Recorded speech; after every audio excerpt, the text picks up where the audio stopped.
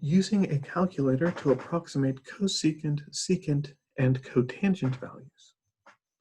Unfortunately, unlike sine and cosine, cosecant, secant, and cotangent are usually not built directly into a calculator. So we will use the reciprocal identities. Cotangent of theta is 1 over the tangent of theta.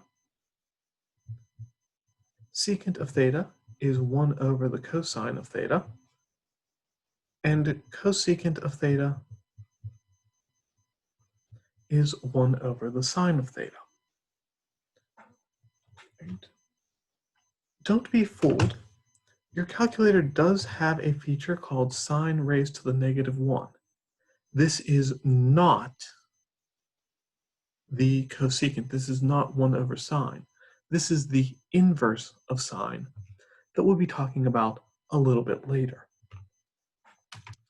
So if I want to evaluate, say, the secant of 1.38, right? No degree symbol, so I interpret 1.38 as being a radian measure.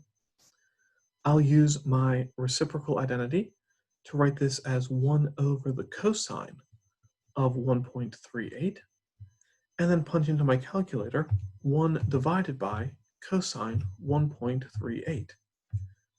And my calculator is happy to tell me that the result there is 5.27. We'll round this one to the nearest hundredth, I guess.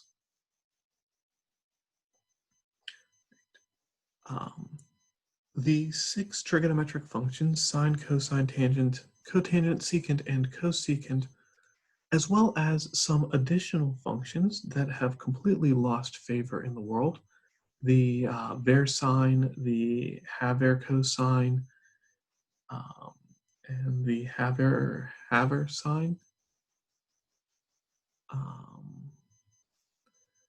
have also existed as a way to ease calculation in days when calculators were not available. The secant in particular is still an incredibly valuable tool for doing work in calculus, so that is one you'll be seeing again. The cosine is an incredibly valuable tool in working with vectors. That's something we'll be seeing later on in this course. The tangent is very nice for working with slopes, but the cotangent and the cosecant don't come up all that often. Sine and cosine are king. With sine and cosine, you can do just about everything. Tangent and secant also come up.